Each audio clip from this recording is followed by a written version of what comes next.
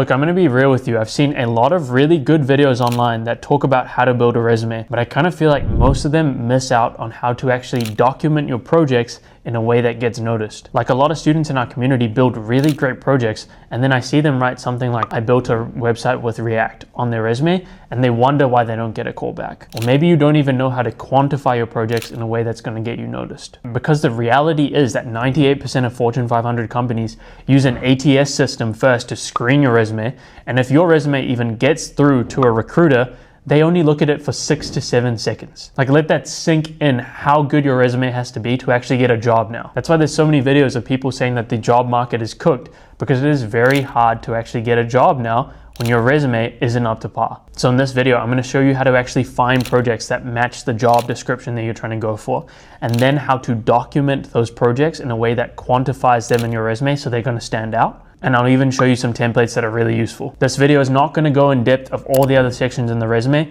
There are plenty of videos on that, but I want to cover the project section in depth.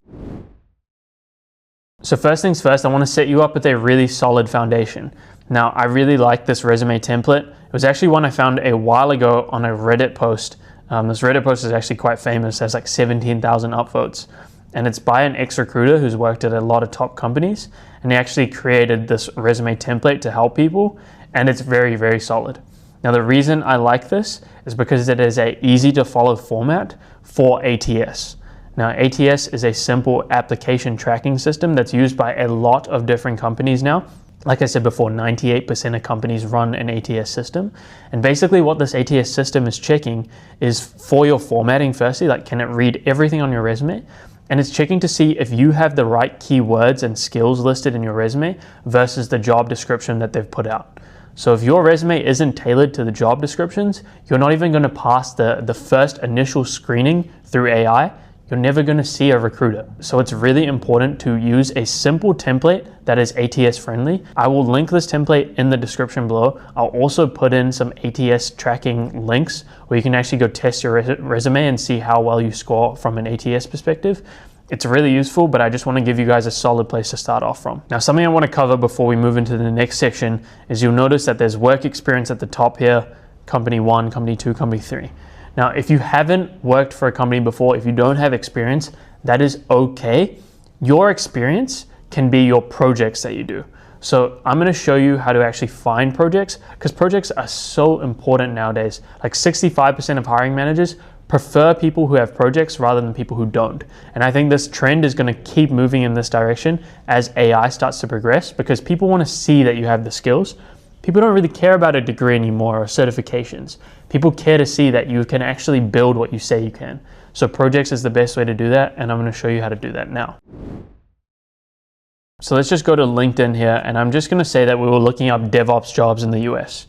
Now, obviously this is going to change based on what you're looking for, but we can look at the job description here. I can see it's a remote job, and I'm just going to scroll down to the skills section here. I can see build and manage AWS infrastructure with infrastructure as code. They want Terraform, CloudFormation. I can see CI/CD pipelines in here, TypeScript. There's a lot of skills that you're going to find within this job description. Now from here, how do we actually match the projects based on the skills that the company wants? Because ideally, like I said, you want to have your resume tailored to the company you're trying to apply for. And in my opinion, the best way to do that is with projects. So I'm just going to take this as an example, CI/CD pipelines. What we're going to do is go to this website here, learn.nextwork.org. You can see it at the top there. I'll leave it in the description below. And the first thing we're going to do is just log in and create a free account. This is going to help you basically save all your work and get documentation, which is super important, and I'll cover that in a bit.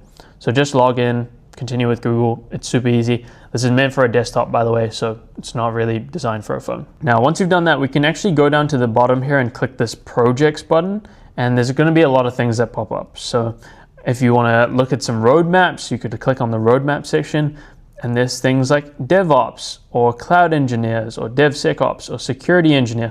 And these are all projects that relate to that career. Otherwise, there's specialities like AI and machine learning, compute, databases, networks. There's so many things to learn. I'm actually going to go back to all. And since we're interested in DevOps, I'm just going to search up DevOps. And you know what? I'll just click on this first one, the 7-day DevOps challenge. Now I can see here in this little description, It says, ready to build your DevOps portfolio with hands-on experience? Yes, I am. This DevOps 7-day DevOps challenge will guide you through the process of setting up a CI/CD pipeline using AWS services from start to finish. Now that sounds exactly like what we want. So we can click into a project here. This is project 0. I've already done that one. So I'll click into this project here. This is our first one, set a web app in the cloud. And here's an idea of what you're actually going to build within AWS. So you're going to build a full CI/CD pipeline. Now, this is obviously a very impressive project. And if you're wondering, like sometimes I get the question, how do you know if a project is industry standard? Now, if you do a full series like this, where you're building an entire CI/CD pipeline, it's going to be very, very good. But there's always things you can do to make it better. Like you can add security elements into it. You can add AI and machine learning. You can deploy it to a real production. There's a lot of things that you can do to always elevate your projects. Now, a good way to actually test this is to post your project within the community and just ask people for ideas or tips on what they've done. Otherwise, you can take your whole project, and I'll show you this later. There's different prompts that you can use in ChatGPT or other places like Claude or Gemini to actually see how you could elevate your project. Like maybe you've done a series on security and you want to elevate it by adding in some things that you've learned from security.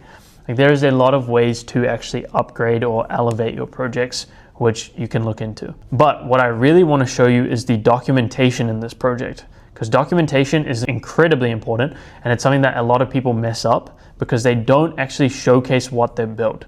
So in this project here, you can choose your difficulty. I'm just going to choose step-by-step guidance. And the cool thing is that as you go through the project, you're going to get asked questions. Now, these questions will start simple, like why are we here today?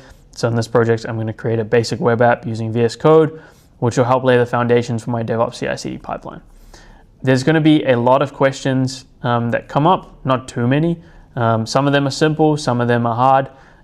Some of them you're required to put in screenshots, but I'm going to show you what you actually get at the end of the project, and that is documentation. So, and if I get to the end of the project here, I'm going to click this mission accomplished button, and that's going to create my documentation. So I can go download documentation. I can choose from light mode, dark mode, or fun mode, and I can generate social posts for LinkedIn, X, Facebook, even Instagram. Now, even within here, I can actually choose to save it to my own portfolio, and I'll show you what that looks like. Save it as a PDF, a README file, Markdown, so I could add it to my GitHub, which looks something like this, or I can even share it as a public URL. I'm just going to save it in my portfolio and show you guys what that looks like. So I'm going to exit out of here, and I'm going to go to my portfolio, which is just down the bottom here. I'm going to click into that, and I know that this project is set a web app in the cloud. And you can see it just downloaded here. So I'm going to click into that, and this is what it looks like. So here you can actually see my documentation now. Here is my title page with something that I've actually done within the project. It has my reflections in here, my errors, my bugs. It is good documentation, and it auto formats for you, which is honestly one of the worst parts about documenting, but this makes it super easy. But the thing is, this is still a PDF. Like this is in a portfolio website, and this video is not about how to showcase it on your portfolio or your LinkedIn. This is about how to showcase it in your resume. So that's what this next part is going to be about. So now comes the most important part, and that is documenting your project in your actual resume.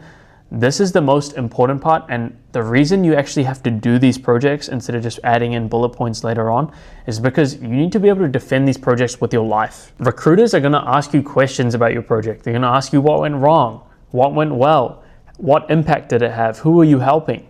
These are questions that the recruiters are going to ask, and if you can't answer them because you haven't actually done the work, it's going to be so obvious, and you're going to be wasting everyone's time, the recruiter's time and your own time as well. So do the work and you will get rewarded. So what I've actually done for you guys is actually created this prompt here, and this is a resume bullet point generator. I've given it a role, so you are a professional resume writer specializing in ATS-friendly content. Your task is to transform project descriptions into compelling 2 to 3 line resume bullet points that show relevant skills and achievements. What we are going to put in here is a project description, so either the documentation that we just did or the actual step-by-step guide. We're also going to put in the job description.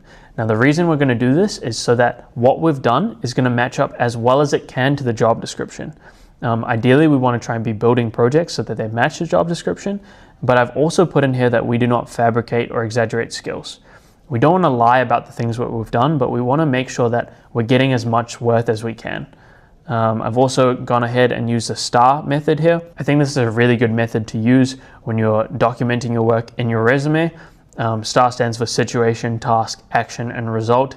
And the reason I really like it is because it's easier to follow. The recruiters know what they're looking for and they get a quantified result at the end, which is great. So I'm going to go ahead and copy this over to ChatGPT and I'm going to paste it in ChatGPT. You can use any LLM, ChatGPT, Claude, Gemini. I'm just going to use ChatGPT because I know most people would probably using ChatGPT. I'm also going to go down to the bottom here. I'm going to go to the job description. I'm going to copy paste this whole thing into the prompt here. And I'm also going to add in my project that I just did. So there you go. I've added in my project here and I'm just going to hit go. Now ChatGPT is going to do its thing. I know a lot of you may feel like this is cheating because AI is doing the work, but like always, the best way to use AI is as a tool. This is not the be all and end all. This is a good guide, a good foundation. It's going to help you get some of the metrics and in a format that actually works for your resume, but go ahead and change this up. Make it feel like it's actually yours. Don't just rely on AI because AI is not going to get it right always, but it's a good place to start for sure. So now we actually have a result here. We can see it's an automated CI/CD pipeline with AWS code pipeline, code build, and code deploy. We've got our bullet points in here. We've also got a skills analysis section. So this is the skills required from the job description. I've added this into the prompt here, and it shows you what things or what areas the project covered and what it didn't. So this project is, obviously really, really good for this job description. You have basically everything except TypeScript and app deployments are not used in this project. They're kind of related to this project though. And documentation and runbooks is not explicitly covered. So you potentially want to add a bit more into this project if you can.